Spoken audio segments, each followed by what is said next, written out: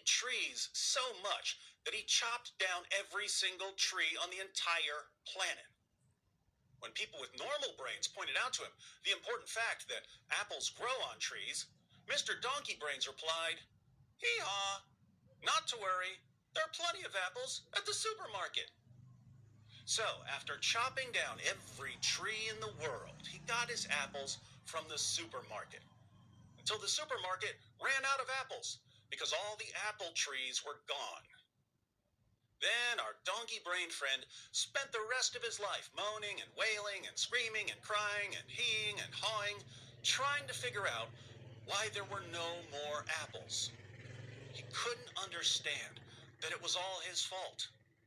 He couldn't understand much of anything because he had the brain of a donkey. Who would have thought that one donkey-brained man could do so much damage to the world? While we talk about Professor Richard Dawkins.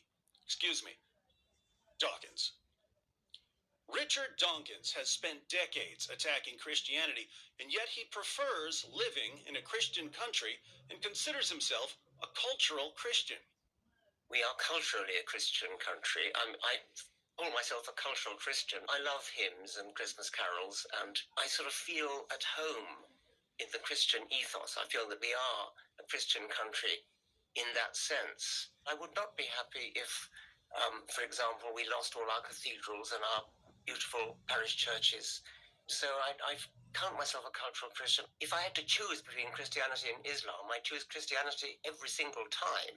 I mean, it seems to me to be a fundamentally decent religion, insofar as Christianity can be seen as a bulwark against Islam. I think it's a very good thing. I mean, I find that I like to live in a culturally Christian country. In Africa, for example, where you have missionaries of both faiths operating.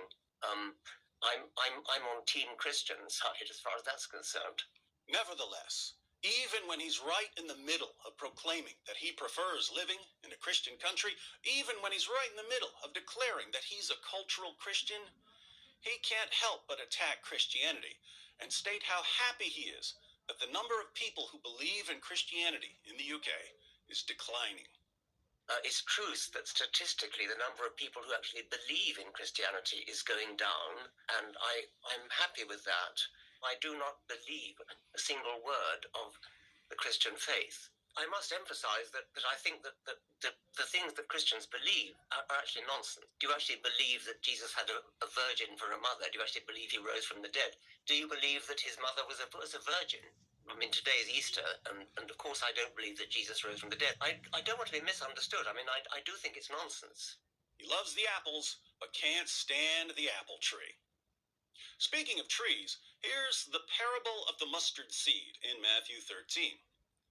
He, Jesus, put another parable before them, saying, "The kingdom of heaven is like a grain of mustard seed that a man took and sowed in his field. It is the smallest of all seeds, but when it has grown, it is larger than all the garden plants and becomes a tree, so that the birds of the air come and make nests in its branches." Jesus said these words in the first half of the 1st century. His followers were a tiny group of Jews in a tiny, seemingly insignificant province of the Roman Empire. But he said that the kingdom of heaven was like a mustard seed, tiny little seed that grows until it becomes the size of a tree, so big that birds come and make nests in its branches. So, Christianity is going to start really small but become really big. That part's easy to understand. But what do the birds represent in the parable? Small seed becomes a big tree. Birds come and perch in the branches of the tree. What do the birds symbolize? There are two broad approaches to interpreting parables. You can treat a parable as an isolated story, ignore everything else, read the parable, and see what the message is. Or you can treat it as a story that's connected to other stories or other teachings in the Bible.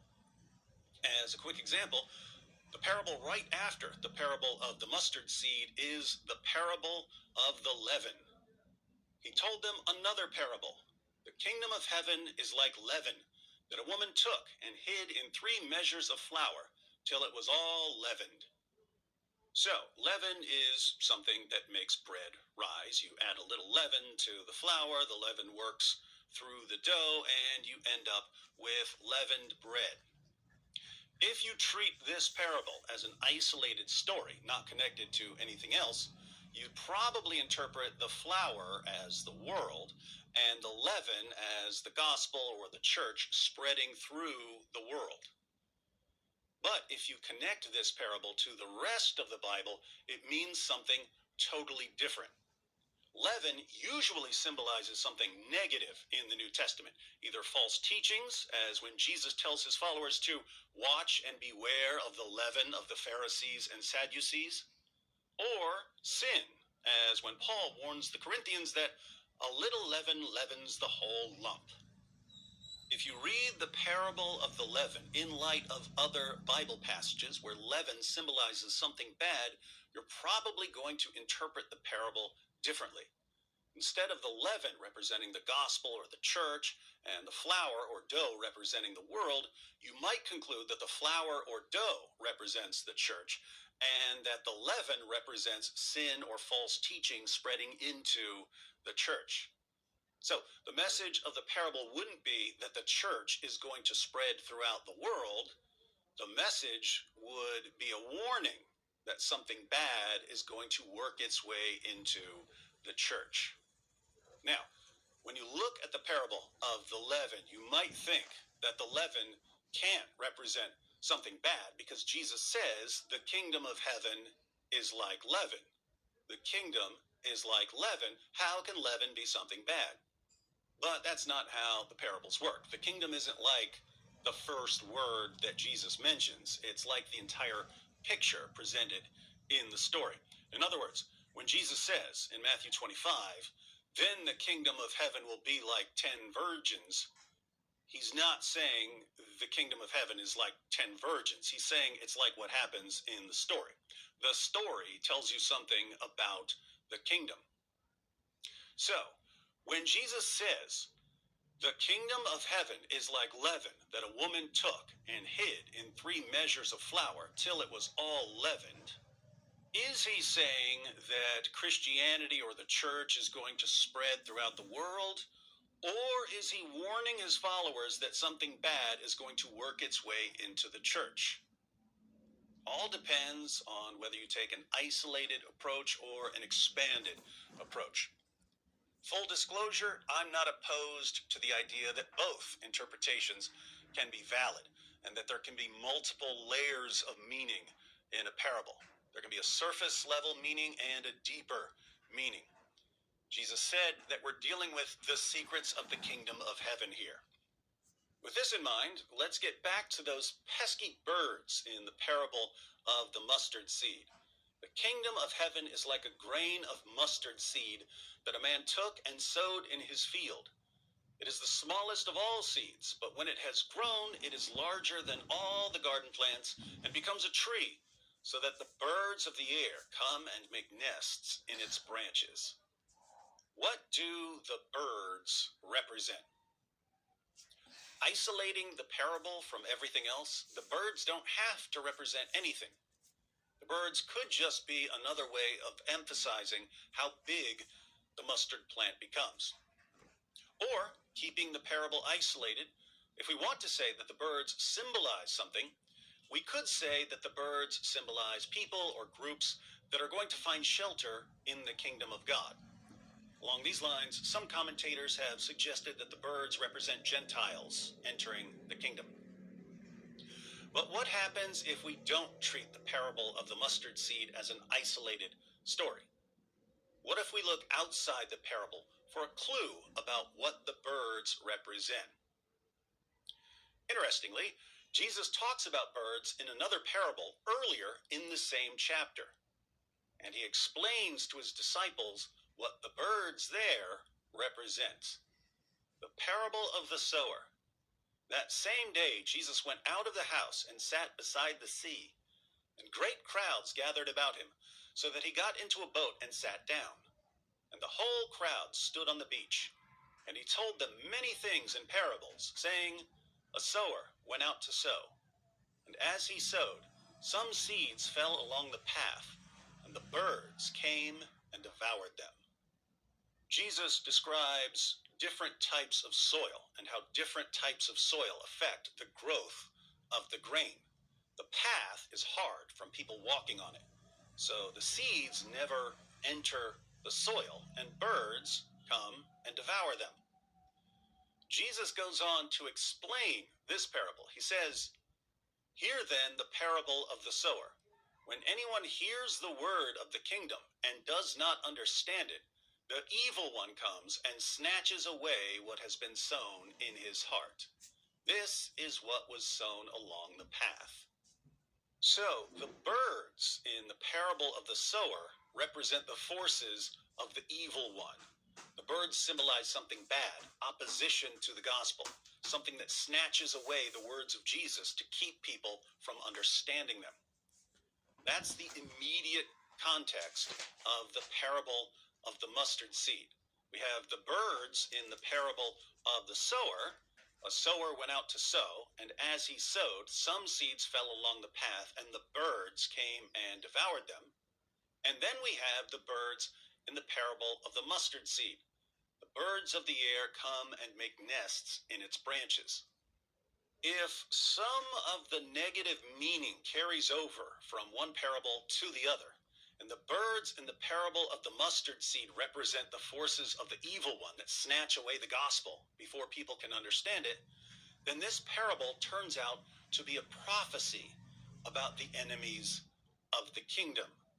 The kingdom of heaven is like a grain of mustard seed that a man took and sowed in his field. The kingdom is going to begin as something extremely small, as Christianity did in the first century. It is the smallest of all seeds, but when it has grown, it is larger than all the garden plants and becomes a tree. Kingdom is going to become the biggest plant in the garden, as Christianity did when it grew and impacted the world, so that the birds of the air come and make nests in its branches. The kingdom is going to become so big, it's going to have such a massive impact on the world, that even its enemies, even those who oppose it, even those who can't stop attacking it, are going to be living in it. They're the ones who snatch away the gospel, but they're perched on the branches of the kingdom. The enemies of the gospel are going to feel quite at home in the kingdom. Where did Richard Dawkin say he feels at home? I sort of feel at home in the Christian ethos. I feel that we are a Christian country in that sense. And yet, he just can't stop snatching the seeds. I must emphasize that I think that the things that Christians believe are actually nonsense. Do you actually believe that Jesus had a virgin for a mother? Do you actually believe he rose from the dead? Do you believe that his mother was a virgin? He loves the apples, but hates the tree. He loves the fruit, but hates the root. I do not believe a single word of the Christian faith. Not even the parts that tell you all about the situation you're in right now, Professor Dawkins? So, Richard Dawkins and his followers are the smart ones in all of this. Just ask them. They'll tell you. Who are the dumb ones? People who follow Jesus, even though 2,000 years ago, Jesus predicted the very situation Richard Dawkins and his followers find themselves in. And Richard Dawkins and his followers can't figure out why the civilization they feel at home in is falling apart all around them, and they can't stop blasting away at the tree they're living in. The new atheists assured us that the more people turn away from Christianity, the more rational people will become. That was their prophecy. What actually happened? Well, the moment people in the West started turning away from Christianity in large numbers, the entire Western world started going completely insane. How can the new atheists be the smart ones when they can't even see the obvious? How can people who live in a tree think they're smart while chopping down the tree they live in?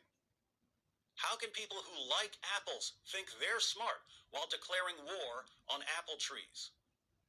How can people who live in a forest think they're smart when they've started a forest fire? We read multiple passages in Matthew 13, the parable of the sower, the parable of the mustard seed, and the parable of the leaven. But Jesus explained in this same chapter the spiritual blindness of people like Richard Dawkin and his followers. Jesus says, "This is why I speak to them in parables, because seeing they do not see, and hearing they do not hear, nor do they understand." Indeed, in their case, the prophecy of Isaiah is fulfilled that says, "You will indeed hear, but never understand, and you will indeed see, but never perceive. For this people's heart has grown dull, and with their ears they can barely hear, and their eyes they have closed, lest they should see with their eyes, and hear with their ears, and understand with their heart, and turn, and I would heal them." So, my atheist friends, how you like them apples?